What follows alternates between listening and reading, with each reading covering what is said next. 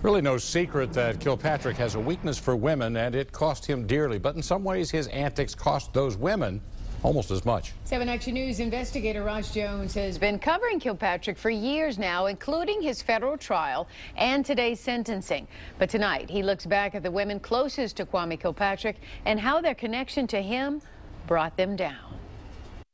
Women helped launch former Detroit Mayor Kwame Kilpatrick's rise in politics, and in turn, he helped spur their fall. From his mother to his mistress, his sister to a close friend, Kilpatrick's misdeeds helped stain a slew of promising futures well beyond just his own.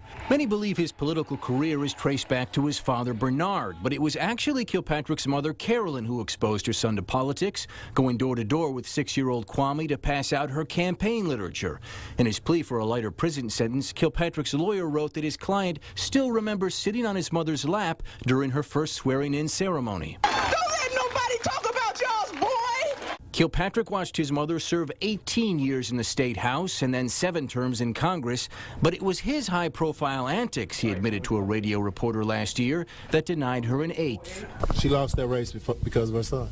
To lay in a prison bunk, listening to the results from that night, and to hear what I caused my mother was as painful as talking to my children the day that I had to tell them about messing up on the affair. That affair was with his chief of staff, Christine Beatty, one of Kilpatrick's biggest defenders. No, mayor isn't off gallivanting on any trips. Beatty was a lightning rod in the city who famously asked a cop that pulled her over, "Do you know who I am?"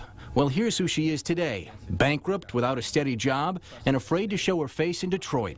She's been living in Atlanta since serving a 69-day jail sentence for lying under oath about her affair with Kilpatrick. And just today, she broke 5 years of silence in an essay written for Essence magazine. In the aftermath of transgressions, she wrote, "We often give men the chance to rebuild their careers. Women are stuck with the labels: homewrecker, opportunity mistress, whore. Men are forgiven, women are punished." Maybe no woman was punished more by Kilpatrick than his wife Carlita, left to raise 3 children on her own during her husband's 5 stints behind bars. But she benefited from his misdeeds too, like enjoying a new Lincoln Navigator paid for by the city and going on free vacations paid out of the Kilpatrick Civic Fund, supposed to help city children. Those scandals made it harder for Carlita to find work, and Kilpatrick's sister Ayanna too. She was a board member on the Civic Fund, and last year said she was broke, unable to find a steady job. Good evening, Mr. Mayor. Who is Carmen Slowski? And Kwame Kilpatrick had plenty of other women. Carmen Slowski was the mystery woman he shared a romantic bubble bath with in North Carolina days before the text message scandal broke. And those messages, released by the county prosecutor in 2009, show he juggled more than just a few others. "Can't get you out of my system," he told Ebony. "Need some love and affection," he told Alexis. And to Cabina, "I'm rushing to see you, baby." Cheryl Robinson Wood got texts too, and they nearly cost her livelihood. The attorney was appointed as Detroit police monitor, overseeing the scandal-plagued department. But while she was on the job, she had what she called a brief, intimate encounter with Kilpatrick.